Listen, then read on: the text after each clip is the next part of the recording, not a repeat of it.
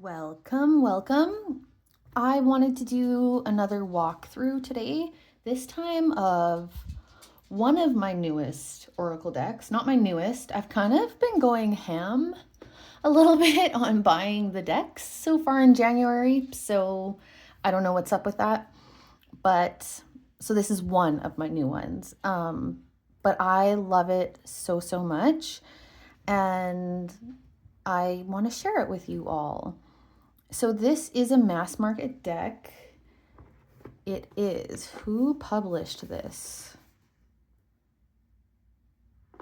Blue Gaia. Blue Gaia Publishing, and it's a collaboration between some really well-known deck creators like Alana Fairchild and Lucy Cavendish and Tess Whitehurst and a bunch of others. And so I love that. I love a collaboration deck. So let's get into it. I have used this, not a ton, but a fair bit. So it won't be in order. It's already been opened. So here's the guidebook. Let me just take this all out. The inside, it comes with, I don't know. I don't really know the purpose of these white sheets, but it comes with one of these white sheets that is so common. Then the inside of the book just kind of looks like stars or constellations, or I don't know. Anyway, no writing on the inside of the box. So I'm going to put the box to the side, and then we will look at the cards and the guidebook here. So it's a full color illustrated guidebook, and the cards have numbers, so they go in order of number. And they've just got more from Blue Gaia Publishing, some other decks at the back there. But besides that, it's pretty much just the card meanings. There's not there is a index.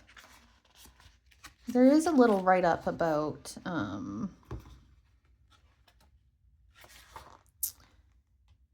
no, that's just the publishing page. There is an introduction though. Here it is. So there's an introduction, and then it goes straight into the card meanings. And everyone tells you which, who's the author and who's the artist. So that's good, especially being a collaboration deck. So let's put it to the side and get into the cards. So it's like a matte cardstock. Not too thick and not too thin. I am happy with the thickness. There may be a tiny bit on the thin side for a matte cardstock, but I wouldn't say overly thin. They shuffle not bad, they rifle shuffle okay, but it's just, if you have little hands, which I kind of do, look, it's almost the size of my whole hand, so, but I still manage to rifle shuffle. Let me see here. Oh yeah, of course, right? I'm on camera. Let me try again. It is awkward because of how long the cards are. Yeah, that's fine. They're not that sticky for being a matte cardstock. They're not that, just a tad bit sticky.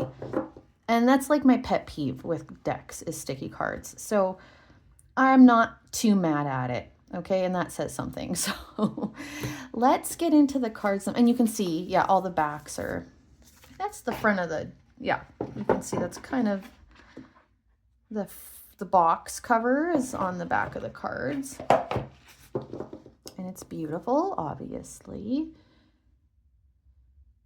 And let's get into it. So let me see here. I will try to zoom in. So how many cards are there? That's what I should have told you. Obviously 50 at least. Yeah, 50 cards. So we've got the last card at the bottom here. Haha. Okay, let me zoom in. That's too zoomed in. Okay, I think that's good. Sorry, my little map there. Okay, so we've got, and I like to do this whenever, I mean, I've only ever done one walkthrough, but I like to pull a card for the collective at the end. And I think I'm going to do, oh, I was thinking about doing an entire collective reading with this deck guiding it, you know, with tarot, of course, too, but not sure yet. Anyway, not in this video anyway, for sure. But I will pull a card at the end for the collective, and I'll read from the guidebook just for the one card. And so because it is well, I'll talk as I'm showing you. So here's the first one, is card 50, the golden thread, let go of judgment. And so for some of you who really know your creators, you might be able to recognize, you know, which, like Lucy Cavendish's card, I think was obvious to me. Anyway, here's card 8, and it says a prayer circle. So there's then a title and then a little sentence to go with it. So prayer circle, and then all life is inherently sacred. It's super colorful, and the art is like,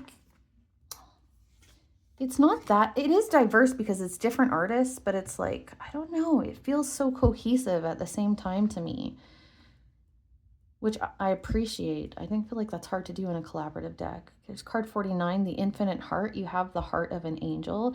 And the write-ups I do find are quite different. I mean, it's a collaborative deck, so the write-ups are not cohesive. You know, it's each style, each meaning, and I appreciate that, actually. I actually really, really like it. I'd rather the art feel more cohesive than the guidebook in an oracle deck. If it was tarot, that would be different. So that's suspension, surrender to the ebbs of flows in life. Here's the sisterhood of the red earth, learning the art of listening.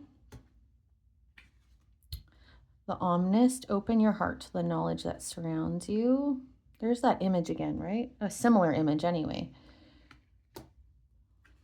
This one's so sweet. The empowered one, move out of survival and into the energy of thriving. It's got the garden. Shift your focus towards self-care. Feeling sorrow, that to feel is to heal. Duality of emotion, your feelings are never wrong. Your inner teacher, listen to your intuition. Bubble, take time to rest. Ascension, embody your higher self. This one looks familiar. Can I just check? I want to see who, I feel like I've seen this kind of art a lot. It feels really familiar. So let me just see if it's somebody I know. I don't even know if I've pulled that card yet. Let's check number 18. Can you tell which artist that is? 18. Denise Jarvie is the text, and then artwork Daniel B. Holman. So that feels right. Shift of paradigm. Look at the situation from another angle. Changing direction. I mean, you can see the differences in the art, right? But like, it still feels cohesive. Maybe it's because of, I don't know, the coloring, and just that there's this consistent sort of the way that it's listed on the bottom. I don't know, but it does feel cohesive to me, even though you can see a lot of differences in the art. So did I read this one? Changing direction. Trust that everything will work out as it's meant to. And we've got mirror. See others in a new way. Here, this is Lucy Cavendish, obviously. Never forever. A chance to experience something rare. 47. Be the love that you are. Building conscious community. Never underestimate the power of community. I have to say, I'm not going to keep reading them while I'm talking. You can see that, I think. So I have to say there's a few community cards, like where the card meaning has to do with community. And that's the only complaint I have about this deck. I don't need more than one card that is talking about community in a deck. And it's not even vastly different. I don't even think. I mean, it's different. The different community cards are different, but I just felt like it was too much. I think there might be 3 in here. We'll see. That was 1, right? Let's count. So this one is into the golden Grandoli? Grandole? I don't know. The magical miracle of life. Daring difference, embrace your unique qualities. I'm so glad I'm doing this because there's so many cards I haven't pulled yet. I've had a lot of the same cards keep coming out. I'm having one of those kind of months where I keep getting repeated messages. I just feel like my spirit guides are yelling at me lately, but here, comfort, reconnect with your inner child, soul gifts. Yeah, so it's so nice that I'm doing this, even for me. Belonging. Sweet. Connectedness, all the runes there. We are all connected, past, present, future. The burgeoning blossom, ground your ideas and nurture your seeds. The diversity within, you are limitless, endless, eternal. Cosmic inspiration, venture forward with curiosity. The dance, oh, I love this one. Who is this? Sorry, I'm going to take this opportunity to check too. The dance of connection. Everything is dancing with you. I really love that one, that art. I need to see who that is. Let me see. Number 20. I haven't pulled that one either. So, the dance of connection. So the artwork is by Tatum Herman. I have no idea. And the text is Jules Sutherland. I don't recognize either of those names. I'll have to look them up after I'm done this. Then we've got first lessons in astronomy. You are the light. Celebration. Celebrate the pleasures of embodiment on earth. I've had this card come out a couple times. Gayatri. Each breath is an opportunity for rebirth. The little things. Notice the blessings that surround you. I love that green. I love green lately. Green used to always be here's another community card. Green always used to be my favorite color, and then it kind of switched, and it's back to green. Another sort of, and I'm really loving this peacocky kind of green, blue too. Anyway, the vibrancy of nature, connect with the natural world, bring in joy, time to delve into your heart's desires. Nope, I thought one was sticking to that. Ripple effect, the choice is yours. True virtue. Wisdom is fueled by compassion. It's pretty, hey? Possibilities. Follow the nudges of your intuition. Honestly, and this deck was like a good price on Amazon too. I couldn't believe it. Collaborative dreaming. Listen carefully to the messages you are receiving. Is that the third one I felt like was community? Maybe. I don't know if there is another community one. Maybe I was thinking of that one. Maybe that's like 2.5. Miracles. Seeds of peace. Rebirth. Gotta have a rebirth card, hey? Always. And rightly so. Giving and receiving. Moon bloom, focus on a hidden aspect of your situation. And sorry, I'm not always reading the sentence below. Hopefully you can read it. If not, maybe you'll just get the deck. This says energy balance. Balance is essential to our overall health. The spirit of Gaia. As we heal, Earth heals. Okay, so there isn't another community card. It was that one that I felt was kind of community-based kind of message. And then there's the last one, Winds of Change. Life unfolds in magical ways. So let's pull one. I'm going to do that behind the camera because I like cards to pop out. I like jumpers. So this one does jump not too bad.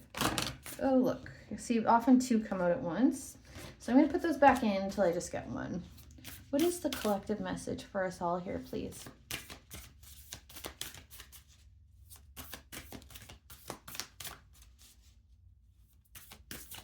Okay, there it is. It fell to the ground, though. Let me grab it. Oh, I like this. This feels sweet. So it's number 10. And empowered love. Move out of survival and into the energy of thriving. I love that so much. And I feel like, honestly, that relates, like, that immediately without even reading the book. I feel like I can, this is so relevant to my being right now. Okay, number 10. So who did this one? So the text is by Tanya Reagan and the artwork Lindy Longhurst. And it says, the blossoming of human consciousness is calling for souls to move out of survival and into the energy of thriving. You are being called to thrive now by giving and receiving nourishment with empowered love. Loving ourselves, our children, our partners, and our friends for who they are is how we all thrive together. Too often, what we call love is admiration.